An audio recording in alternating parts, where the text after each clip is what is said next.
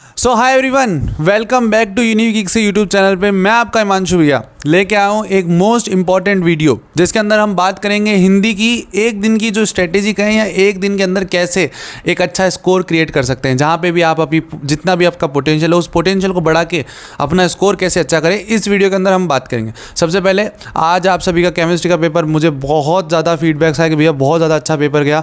कल वाली और परसों वाली जो 2 लाइव स्ट्रीम्स है उसमें से बहुत सारे क्वेश्चंस एकदम उठा के क्वेश्चंस आए हैं। एनएसआर के बारे में बहुत सी चीज़ें, भाई पेपर एकदम मैच हो गया और मैं बहुत ज़्यादा खुश हूँ कि आप सभी का पेपर बहुत ज़्यादा अच्छा हुआ।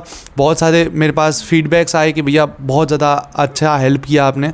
सो आप सभी का शुक्रिया, आप सभी ने इतने अच्छे शब्द मेरे लिए लिखे। सो अब अपन बात करते हैं आज इस वीडियो के अंदर हिंदी के बारे में। देखो भाई, जब मैं इस वीडियो को बना रहा था या मैं जब इसका कंटेंट लिख रहा था ना, जितना भी अपने पास है, तो मैंने जब एक चीज़ नोटिस करी कि अगर हम हार्ड वर्क करें या स्मार्ट वर्क करें, दोनों को मिलाएं ना, तो इस पेपर के अंदर अपना जो पोटेंशियल है वो जितना भी है ना उसको बहुत ज़्यादा इंक्रीज कर सकते हैं। भैया कैसे? मैंने इस पेपर के अच्छे से ब्रेक डाउन किया है और इस ब्रेक डाउन के बाद में जो रिजल्ट्स आपके सामने आए हैं वो अब आपको स्क्रीन पे दिखेंगे। और इस स्क्रीन पे दिखने से मतलब है कि आपको अपनी कॉपी पेन पे अच्छे से लिख लेना है। देखो भाई, मैं रिक्वेस्ट कर रहा हूँ आपके यहाँ इस वीडियो से 40 नंबर तो कहीं नहीं गए। मैं 40 नंबर की तो गारंटी ऐसे दे रहा हूँ कि 40 नंबर तो ऐसे आ सकते हैं, बट 40 से मैं इनफ नहीं बोल रहा। मैं 40 से मैं तुम्हारे 70 भी और 70 से 80 तक लाने की पूरी कोशिश है। इसीलिए गारंटी ले रहा हूँ पहली, अगर इसको अच्छे से देख लिया अच्छे नंबर आ जाएंगे। दिस इज़ माय प्रॉमिस, ठीक है। मैं कभी भी झूठ नहीं बोलता। और अभी तक अगर बात करनी है ना, प्रूफ कर रहे हो तो भाई फिजिक्स का पेपर देख लेना, केमिस्ट्री का पेपर देख लेना, इंग्लिश का पेपर देख लेना, बायोलॉजी का पेपर देख लेना। मेरी स्ट्रेटेजी से बाहर कुछ नहीं गया आज तक नहीं गया। और इसी बार मैं बोल रहा हूँ हिंदी के अंदर भी एक दिन के अंदर या 1.5 दिन के अंदर ऐसा रिजल्ट क्रिएट करेंगे जिसके अंदर आपने कभी सोचा भी नहीं होगा कि भैया मैं इतना पोटेंशियल कभी निकाल सकता था या निकाल सकती थी।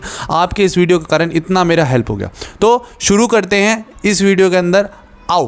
तो भाई सबसे पहले मैं आप सभी के सामने बता देता हूं भाई कि हिंदी पेपर का मैंने पूरी तरीके से एक बार ब्रेक डाउन करा है और आप अच्छे से लिखते रहना। देखो भैया, आपने ना ये टेबुलर फॉर्म में क्या लिख रखा है, हाँ इतना पता चल रहा है कि आपने 4 सेक्शन लिख रखे हैं, खंड अ ब स द। अब इसके अंदर क्वेश्चंस भी आपने बोले ठीक है 18 क्वेश्चन ही पूछे जाते हैं। आपने मतलब पूरा मॉडल पेपर को ब्रेक डाउन किया है। हाँ भैया, आपको लग तो रहा है आपने कुछ ऐसा ही किया है। अब क्या करना है भैया समझ में नहीं आ रहा। Smart work plus hard work अगर आप करोगे, मैं बता रहा हूँ कैसे करना है भैया। ये जो हाईलाइटेड क्वेश्चंस है ना, जैसे प्रश्न 1 जो है अपना वो आता है एमसीक्यू कहते हैं, ठीक है। और प्रश्न 2 जो कि होता है रिक्त स्थान वाला क्वेश्चन होता है। 3rd और 4th क्वेश्चन है अपठित गद्यांश और अपठित पद्यांश, ठीक है। वहीं अगर मैं बात करूँ 5th से लेकर 9th क्वेश्चन तक आपके लिटरेचर के क्वेश्चन आते हैं जो कि 5 × 2 10 मार्क्स के होते हैं, ठीक है। 10th 11th 12th ये भी आपके लिटरेचर के आएंगे और 13th भी क्वेश्चन लिटरेचर का होता है। 14th आपका जो है दूसरे टाइप के क्वेश्चन आ जाता है जिसमें ये आपके क्वेश्चन हैं, ठीक है। वहीं अगर बात करूँ 15 16 17 18 ये जो 6 मार्क्स, ये जितने भी मार्क्स के क्वेश्चन हैं आपके सामने दिख रहे हैं। अब भैया आप लोगों ने ये हाईलाइटेड क्यों? मैंने जब ये चीज़ नोटिस करी ना तो मैं बोल रहा हूँ 39 मार्क्स तो ऐसे इन हाईलाइटेड में से जो जिसकी अगर 0% प्रिपरेशन है ना वो इनको कर सकता है। भैया कैसे? 50% पेपर आपके हाथ में है और 50% एक दिन की मेहनत से आ सकते हैं। पर कैसे भैया, कैसे? यही बताओ आप ये कैसे कर सकते हैं। आओ देखो भाई, सबसे पहले आते हैं भाई एमसीक्यू के ऊपर। आपके पास एमसीक्यू हैं, 18 एमसीक्यू आपके पास आएंगे। अब भैया एमसीक्यू आ रहे हैं, इनकी प्रैक्टिस कहाँ से करें? देखो भाई, बोर्ड जोन की वेबसाइट से। भैया बोर्ड जोन की वेबसाइट से समझ में नहीं आ रहा कि किस हिसाब से आप प्रैक्टिस की बात कर रहे हो, तो भाई देखो मैं आप सभी को अच्छे से बताता हूँ। देखो भाई, ये मेरे सामने जो है बोर्ड जोन की वेबसाइट आपको सामने खुली हुई दिख रही है। अब इसके अंदर क्या है भाई, देखो यहाँ पे जब आप नीचे जाओगे ना, आपके सारे के सारे जितने भी चैप्टर्स हैं इनके क्या है एमसीक्यू वहाँ पे है।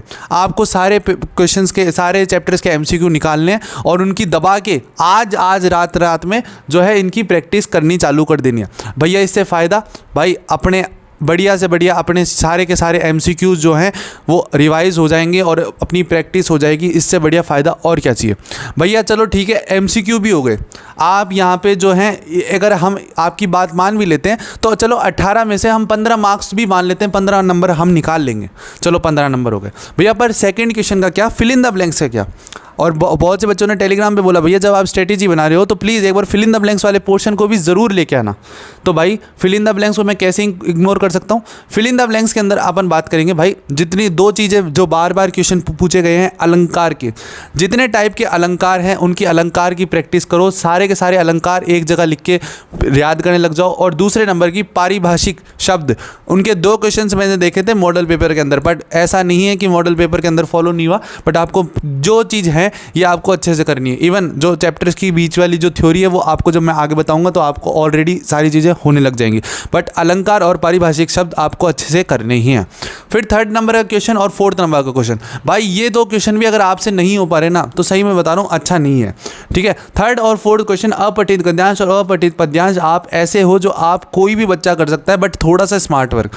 ऐसे नहीं कि भाई अपठित गद्यांश के अंदर अगर ये पूछा गया है तो उसका आंसर जो लाइन पैराग्राफ में लिखी हुई है वो एज इट इज़ छाप दो, नहीं, आपको अपनी तरफ से भी मॉडिफिकेशन करना चाहिए। जैसे कवि यह पूछ रहा है तो ये क्यों, कवि ये क्यों पूछ रहा है, तो आपने डायरेक्ट नहीं कि इसलिए पूछ रहा है, डायरेक्ट कवि इसलिए ये पूछ रहा है क्योंकि ये कारण है, तो ये आपने आगे से अपना सेंटेंस डाला, जिससे क्या हुआ कि एग्जामिनर को एक इंप्रेशन पड़ा कि हाँ भाई इस बच्चे को आता है, ठीक है। फिर 5th से लेके 13th समरी को रिवाइज करो, जो 5th से लेके 13th क्वेश्चन है समरी रिवाइज करो। भैया 5th से 13th समरी किस चीज़ की, भैया क्या कह रहे हो आप? ये जो 5th से लेके 13th क्वेश्चन है ये आपके लिटरेचर के जो बुक्स के क्वेश्चंस हैं उनके क्वेश्चंस आते हैं, तो आपको सारे चैप्टर्स की आपकी नॉलेज में ये होना चाहिए कि क्या पूछा गया था।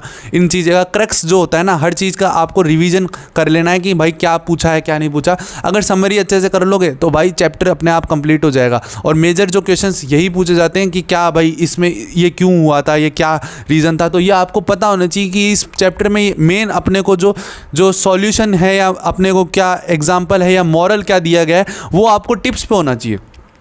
फिर उसके बाद में आता है भाई 14th क्वेश्चन। अब देखो भाई फीचर लेखन और आलेख लेखन ये आपके क्वेश्चन पूछे जाते हैं। अगर आप फीचर लेखन के बारे में अच्छे से जान लो कि फीचर कैसे लिखते हैं, और आलेख लेखन अगर मैं बात करूँ आलेख की लेखन करते हैं तो आपको अच्छे से पता चल जाए, तो प्रैक्टिस अगर रिवीजन अगर आप कर लो तो ये नंबर आपके कहीं जा रहे हैं, नहीं जा रहे ना भाई, तो आप ये चीज़ अच्छे से कर लो। वहीं अगर मैं बात करूँ 15th और 16th सप्रसंग व्याख्या। अब भाई सप्रसंग व्याख्या से क्या तात्पर्य भैया? देखो भाई सप्रसंग व्याख्या करने की एक टेक्निक होती है, ठीक है। टेक्निक मतलब किस हिसाब से सप्रसंग व्याख्या, अब उसके लिए क्या करो भाई, लास्ट ईयर के जितने भी टॉपर्स के क्वेश्चंस हैं ना, या आप ये देखो कि किस हिसाब से आंसर्स लिखते हैं। अब आंसर्स के लिए आप काफ़ी बुक्स को ये भी रेफर मैं कर सकता हूँ कि कोई बुक्स को आप यूज़ कर सकते हो जो आपको अच्छा नॉलेज दे, जिसके अंदर आपको ये देखना है कि भाई किस पद्यांश की या गद्यांश की जो सप्रसंग व्याख्या है किस हिसाब से पूछी गई है, किस हिसाब से लिखते हैं। ये सारी चीज़ें आपको अगर आप पता होने लग गई तो सप्रसंग व्याख्या आपसे नहीं होगी, हो जाएगी भाई। सप्रसंग व्याख्या को लिखने का तरीका होता है कि भाई पहले क्या लिखते हैं, दूसरे में क्या लिखते हैं, फिर तीसरे में क्या लिखते हैं, ठीक है, ये सारी चीज़ें। उसके बाद में 17 क्वेश्चन जो होता है पत्र लेखन या अधिसूचना। अब इसका आपको फॉर्मेट होना चाहिए पता कि किस हिसाब से लिखते हैं, एंडिंग क्या होती है, एंडिंग में क्या करते हैं, आपको सारी चीज़ें पता होंगी तो आप पेपर में नंबर नहीं ला सकते। वहीं अगर बात करूँ 18th क्वेश्चन निबंध भी एक लिखने की टेक्निक होती है कि निबंध में पहले क्या लिखते हैं। निबंध में पहले इंट्रो लिखते हैं या जो अपनी स्टार्टिंग होती है उसे लिखते हैं, उसके बाद में बाकी जो चीज़ें हैं वो लिखते हैं, तो ये सारी चीज़ें आपको पता होनी चाहिए।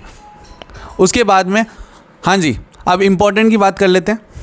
इम्पॉर्टेंट क्या है भाई, अगर इस वीडियो के ऊपर 500 लाइक या 200 कमेंट, मतलब मैं ये डिसाइडेड नहीं है कि मैं ये चीज़ चाहता हूँ, बट अगर जैसे भैया आपने लास्ट वाली जो ऑर्गेनिक की क्लास ली थी, अगर आप हिंदी के अंदर भी फंस रहे हो तो अपन सभी मिलकर एक रिवीजन क्लास लेंगे जिसके अंदर हम सारी चीज़ें डिसाइड करेंगे किस हिसाब से क्वेश्चंस आते हैं, या हम रिसर्च करके क्वेश्चंस लेके आएंगे किस हिसाब से क्वेश्चन आ सकते हैं, जो कि हमने आज प्रेडिक्ट करके दिखा दिया, बट हिंदी के अंदर भी किस हिसाब से ला सकते हैं भैया। तो अगर आप चाहते हो वो क्लास हो तो प्लीज़ ये चीज़, ये कंडीशन है, ऐसा कुछ नहीं है कि भाई ज़रूरी है कि भैया आपको नंबर नहीं, भाई मुझे नंबर नहीं चाहिए, बट अगर आप चाहते हो तो भाई मेरे को एक दिखाने का तरीका होता है कि हाँ भाई बच्चे चाहते हैं, बच्चों की रिक्वायरमेंट है तो मैं कर दूंगा, ठीक है।